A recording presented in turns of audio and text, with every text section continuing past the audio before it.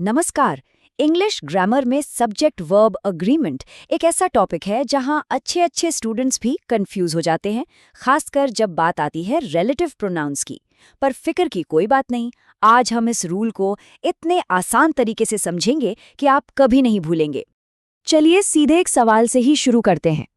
इस सेंटेंस को देखिए, mister Sharma is one of our officers who blank always alert. अब यहाँ इज आएगा या आर? सोचिए, ये एक बहुत ही कॉमन सवाल है जो एग्जाम्स में बार बार आता है और ज्यादातर लोग यहीं पर गलती कर बैठते हैं। थोड़ा कंफ्यूजिंग है ना? कोई बात नहीं, चलिए इस पहेली को एक एक करके स्टेप बाय स्टेप सुलझाते हैं। तो आज का हमारा रोड मैप क्या है? सबसे पहले हम कोर रूल को समझेंगे, जो कि इसकी फाउंडेशन है। फिर हम कुछ एग्जाम्पल्स के साथ प्रैक्टिस करेंगे। उसके बाद एक बहुत ज़रूरी ट्विस्ट देखेंगे, द ओनली एक्सेप्शन। और आखिर में एक क्विक रिवीजन गाइड होगी ताकि सब कुछ दिमाग में बैठ जाए। तो चलिए पहले सेक्शन से शुरुआत करते हैं, द कोर रूल। देखिए, ये नियम इस पूरे कॉन्सेप्ट की नींव है। अगर ये समझ आ गया तो समझ लीजिए आधा काम हो गया। अच्छा, रूल पर जाने से पहले जल्दी से ये समझ लेते हैं कि रिलेटिव प्रोनाउन होता क्या है। हु, हुम, विच, दैट, ये सब रिलेटिव प्रोनाउंस हैं। इनका काम क्या है? ये अपने से ठीक पहले आए हुए नाउन या प्रोनाउन के बारे में एक्स्ट्रा इन्फॉर्मेशन देते हैं और दो क्लॉजेस को जोड़ते हैं। और अब आता है हमारा गोल्डन रूल। इसे हमेशा याद रखिएगा। नियम बहुत सिंपल है।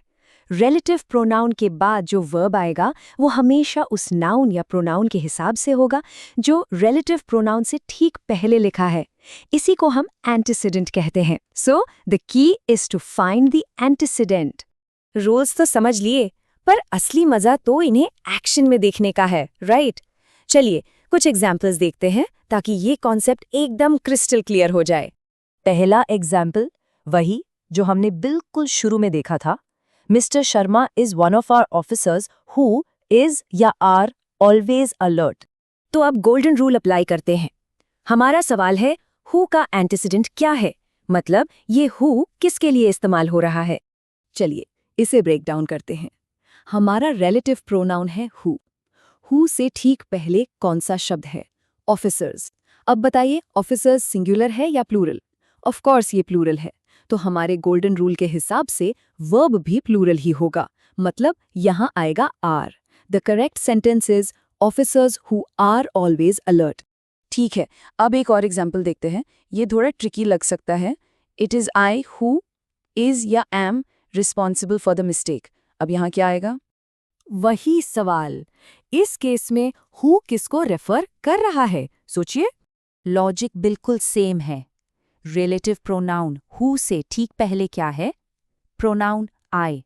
और आई के साथ हम हमेशा क्या लगाते हैं? एम। सिंपल। तो सही वर्ब होगा am. The sentence is, it is I who am responsible for the mistake. चलिए दैट के साथ भी एक एग्जाम्पल देख लेते हैं। He is one of the best writers that has या have ever lived। और यहाँ पर that का एंटीसीडेंट क्या है? Exactly, that से पहले एंटीसीडेंट है writers, जो कि एक प्लूरल नाउन है। इसलिए वर्ब भी प्लूरल होगा have। तो सही वाक्य हुआ, He is one of the best writers that have ever lived। देखा, गोल्डन रूल हर जगह परफेक्टली काम कर रहा है। ऑल राइट, तो अब कोर रूल तो आपकी समझ में आ गया है, पर इंग्लिश ग्रामर में ट्विस्ट्स ना हो ऐसा हो ही नहीं सकता। तो अब बात करते हैं बहुत इंपॉर्टेंट वेरिएशन की, दी ओनली एक्सेप्शन। जरा इस स्लाइड को बहुत ध्यान से देखिए। जब हम कहते हैं वन ऑफ आवर ऑफिसर्स, तो हमारा फोकस होता है ऑफिसर्स पर, जो प्लूरल है, इसीलिए हम आर लगाते हैं। लेकिन जैसे ही हम the only one of our officers कहते हैं, ये छोटा सा शब्द ओनली पूरा फोकस ऑफिसर्स से हटाकर उस एक अकेले व्यक्ति यानी वन पर ले आता है, और वन तो सिंगुलर है, इसलिए एंटीसीडेंट अब वन बन जाता है और वर्ब भी सिंगुलर होगा, यानी is. Mister Sharma is the only one of our officers that is always alert. ये एक बहुत ही क्रूशल डिफरेंस है। ग्रेट, अब तक हमने जो कुछ भी सीखा है उसे एक जगह कंसोलिडेट कर लेते हैं।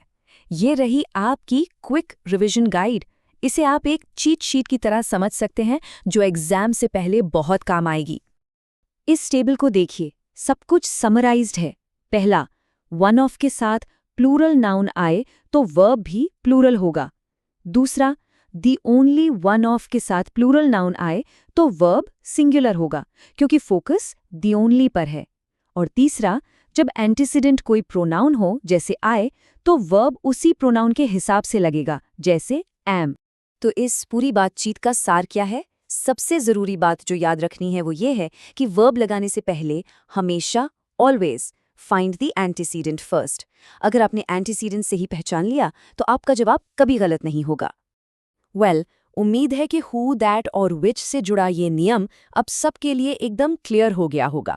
अब सोचने वाली बात यह है कि ग्रामर के और कौन से ऐसे रूल्स हैं जो सबसे ज़्यादा कन्फ्यूजन पैदा करते हैं। इस पे ज़रूर सोचिएगा।